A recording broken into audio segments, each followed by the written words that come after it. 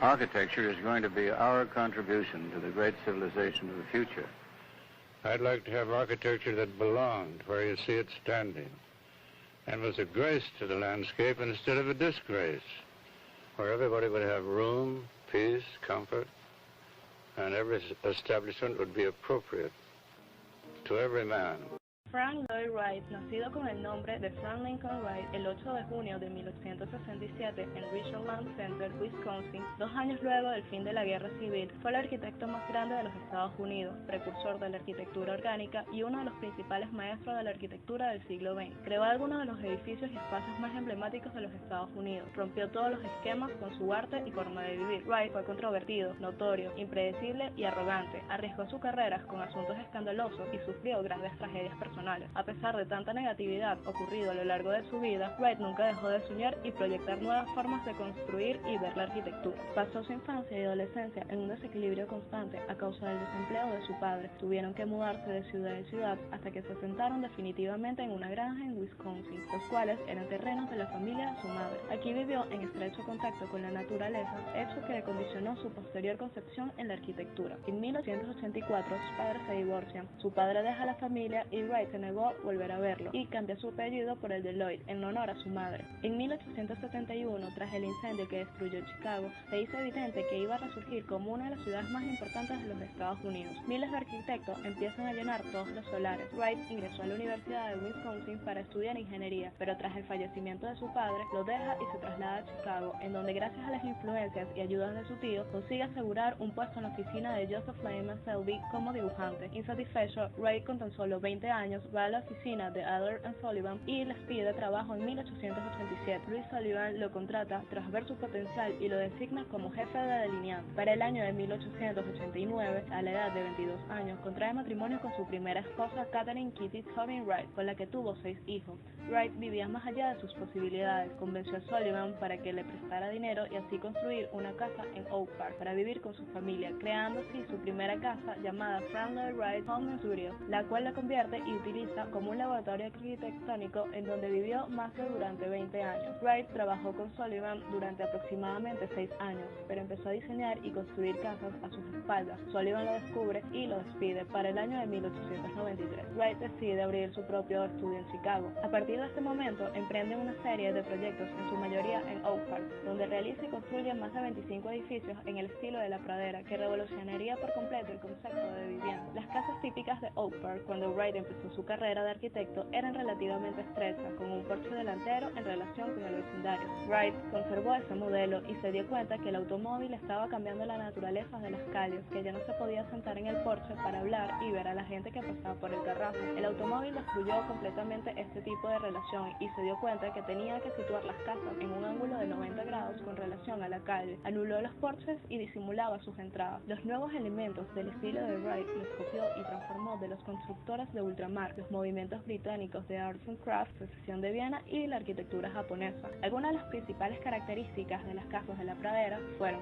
acentuaba la horizontalidad, ventanas en secuencia horizontal y continua, edificaciones de poca altura de acuerdo al paisaje y su entorno, sobresalientes terrazas bajas y jardines privados ocultos, eliminación de todos los detalles decorativos y superfluos. Los exteriores de la casa, decía, que debían ocultar lo que sucedía en el interior de la vivienda. El núcleo principal de la vivienda lo constituye principalmente los servicios y la circulación vertical. Alrededor de estas se dispone y organizan los demás espacios. A través de su arquitectura buscaba crear sensaciones en los habitantes, quería transformar a la persona a través de su entorno y esto lo lograba gracias a los grandes espacios, fluidos y bien organizados, sin límites, los cuales consigue y le permite una gran transparencia visual, una profusión de luz y una sensación de amplitud y abertura. Wright quería que todo fuera abierto y fluido. Con ello, Wright estableció por primera vez la diferencia entre espacios definidos y espacios cerrados. Wright consideraba la arquitectura como una forma de expresión artística a la que se le subordinaban todas las artes. Buscaba reunir todos los elementos para crear una perfecta expresión de belleza. En las casas de Wright, las habitaciones dejaron de ser cajones sobre cajones. En su lugar, toda la planta baja era una sola habitación. Sus diferentes usos se sugerían mediante pantallas que delimitaban los espacios como si fueran paredes.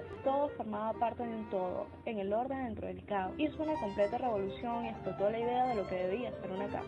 En 1901 dicta la Conferencia de Arte y Artesanía de la Máquina en la Sociedad de Artes y Oficios de Chicago. Wright expresa en él la relación y el uso tanto positivo como negativo que poseen las máquinas para el artista o el arquitecto. Franklin Wright cuenta que en el pasado los arquitectos realizaron grandes obras con las técnicas y herramientas primitivas que disponían y que éstas no hubieran podido funcionar de otra manera más allá de lo que lo hubieran hecho. Wright menciona también y da su opinión acerca de la nueva era que se está popularizando para estos momentos, la era de la máquina. Con el surgimiento de estas máquinas se hizo posible la creación de nuevas técnicas constructivas y el uso de nuevos materiales. En esta era, los grandes artistas de diferentes ámbitos van a ser suplantados por los científicos y hombres de las grandes industrias. En esta nueva era, solo quedará para apreciar un entorno construido netamente por el hombre con la ayuda y el uso de las máquinas. Por otra parte, Wright pone que el artista americano debe despojarse de las viejas formas y abrirse a las nuevas oportunidades para así cultivar lo nuevo y plasmarlo como identidad de la época en la que vivía, y que esto solo se podía lograr tan pronto aceptaran y dejaran de ver a la máquina como un enemigo o destructor de las artes, sino más bien como el objeto simplificador que en realidad es. Pensaba que la máquina podía llegar a ser el modelo emancipador de una mente creadora.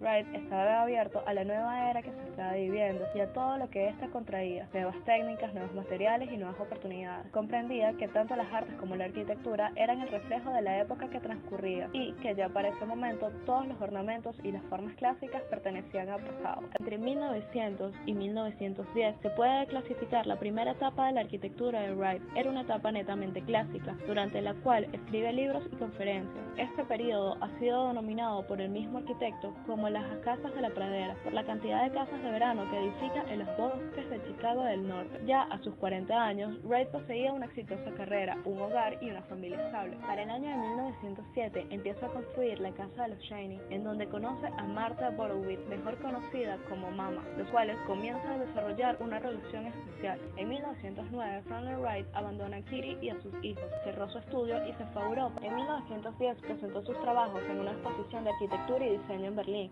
y Charles Robert Ashby le ofrece sacar a la luz una publicación de sus proyectos arquitectónicos, en donde se podrían observar todos sus proyectos realizados. A raíz de esto, se va a Italia, en donde estudia arte y arquitectura. Tras un año en Europa, para 1911, regresa a Oak Park para visitar a sus hijos y emprender la construcción de una nueva casa para vivir con Mama, construyéndola en Wisconsin, en las colinas del valle de su familia. Esta nueva casa fue dando como el nombre de Tallahassee, poseía una estrecha relación con la tierra. Las paredes exteriores y las chimeneas fueron construidas de piedra caliza extraídas de una cantera cercana. Las paredes interiores estaban lucidas con arena de la orilla del río de Wisconsin. El tejado hecho de madera de cedro. Este lugar debía ser un centro de retiro. Frank quería que su casa fuera el resumen de las emociones que sentía espiritual y físicamente. Vivieron en Tallahassee durante 3 años y luchó por construir su reputación destrozada por el escándalo. En 1913, Edward Waller, hombre de negocios y empresario, le encargó a Wright ampliar el edificio y realizar a pequeña escala, pero de forma estrictamente lujosa, una cervecería al aire libre, rodeada por jardines palaciegos. En 1914, Wright sufrió una de las mayores tragedias de su vida. Encontrándose en Chicago mientras se encontraba en la construcción del Midway Garden, recibe una llamada en la que se le informa que Tallahassee fue incendiada por un empleado de la casa. Él mismo asesinó a Mama y a sus 2 hijos con un hacha. Con su gran amor perdido y el Tallahassee reducido a cenizas, Wright, ante esta crisis de presión, se enfoca y proyecta toda su energía hacia la arquitectura. En 1916 viaja a Japón para realizar un proyecto de hotel monumental encargado por el mismo emperador, con un estilo occidental para así atraer a los inversores extranjeros. Se quedó durante 6 años en Tokio para supervisar la construcción. Fue el último edificio hecho artesanalmente en el siglo XX, para el cual desarrolló un nuevo método de construcción que consistiría en colocar sus cimientos en soportes basculares hidráulicos. En 1921 regresa a los Estados Unidos y reconstruye el Tallahassee. Para el año de 1923, poco tiempo después de haber terminado el Hotel Imperial, Tokio es azotado por un gran y destructivo terremoto, en donde el primer movimiento destruyó algunos de los edificios de vivienda y el segundo terminó con lo que había dejado en pie el primero. El único edificio mantenido en pie fue el de Wright. A partir de este momento se le toma en cuenta no solo como un buen arquitecto, sino un maestro en el campo de la ingeniería. Poco tiempo después conoce a Miriam Noé, la cual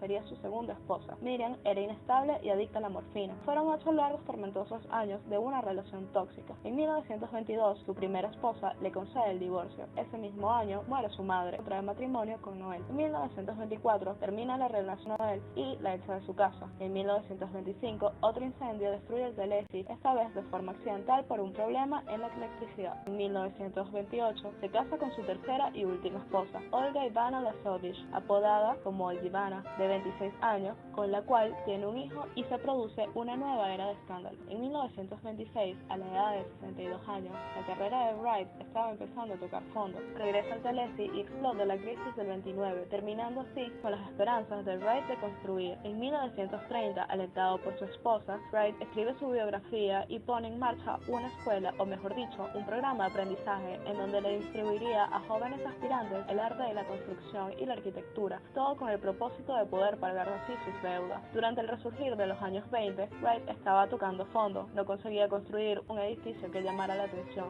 Los críticos lo tacharon de anticuado y pasado de moda. El foco principal de la arquitectura se encontraba en Europa, con arquitectos que traían una nueva, revolucionaria e industrializada arquitectura que satisfaciera las necesidades de la clase obrera. Entre estos arquitectos se encontraba Le Corbusier, Walter Gropius y Mies van der Rohe. Con el siglo XX empezó una nueva era de máquinas. El mundo iba a cambiar en todos los conceptos, en tecnología, en materiales, en técnica. Wright, en su principio, no aceptaba el modernismo. Para él, la forma de construir era espiritual y no física. En 1932 organizó una exposición de estilo internacional, renovó sus conceptos para demostrar que podía estar al nivel de la modernización y a su vez publicó un libro de planificación urbanística. En 1934, Hoffman le encarga el diseño de una casa de retiro en una cascada al oeste de Pensilvania. Diseñada en tan solo 3 horas, esta edificación es considerada como una de las casas más modernas y más importantes del siglo XX y de todos los tiempos. Esta casa poseía el nombre de la cascada y estaba edificada sobre una gran roca justo encima de una cascada con un estilo moderno adelantado a su época y la cual se adaptaba a la perfección al escalonamiento del terreno, prolongaba el espacio interior hacia el exterior en busca de una integración entre arquitectura y naturaleza. A partir de esta edificación, Bruno Sevi definió el concepto de arquitectura de Wright como orgánica. A los 80 años, su carrera había vuelto a florecer y estaba por entrar a la época más productiva de su vida. Durante los próximos 15 años, Wright dibujó junto a su hermandad más de 350 bocetos de edificios. Al finalizar la guerra económica, estaba en auge y la demanda de nuevos edificios fue mayor que nunca. Otros de sus grandes obras fueron el edificio de oficinas de Johnson Watt, en donde las columnas parecían flores de lirios circulares, de donde sale la luz; la iglesia unitaria en Madison, la estación de servicio en Minnesota, los puentes gemelos en Pittsburgh. En 1943 se le pidió un museo en New York donde se expondría arte abstracto. En 1956 empezó la construcción del Guggenheim. Este fue el encargo más difícil de su vida. Durante 13 años estuvo luchando por construir su modelo en forma de espiral. Quería que el museo en sí fuera una gran obra de arte. Buscaba la integración de la arquitectura y la pintura. La utilización de materiales y la distribución de espacios lograron generar el efecto que deseaba. Wright diseñó cada aspecto de él meticulosamente. Esta fue su última obra arquitectónica, el cual se termina de construir 6 meses después de su muerte. Nunca lo llegó a ver completamente construido. El 4 de abril de 1959 es trasladado al hospital a causa de un agudo dolor en la parte abdominal. Tras salir de una operación exitosa, aún en clínica, 5 días después, el 9 de abril de 1959, muere Frank Lloyd Wright en Arizona, Estados Unidos. Se puede concluir que Frank Lloyd Wright fue uno de los arquitectos más importantes e influyentes de la arquitectura moderna. Su trabajo se considera una rebelión y una reforma para lo que entonces existía. Wright cambió la forma de ver la tierra, de usar la tierra, la forma de vivir en las casas, las formas de ir a la oficina, incluso cambió la relación con las artes y el entorno. Podría decirse que era un hombre que estaba 100 años adelantado a su época. Planteaba que la arquitectura debe pertenecer al entorno donde va a situarse y adornar al paisaje en vez de desgraciarlo. Escribió numerosos libros y artículos, los cuales ejercieron grandes influencias en los arquitectos reconocidos durante el próximo siglo y la actualidad.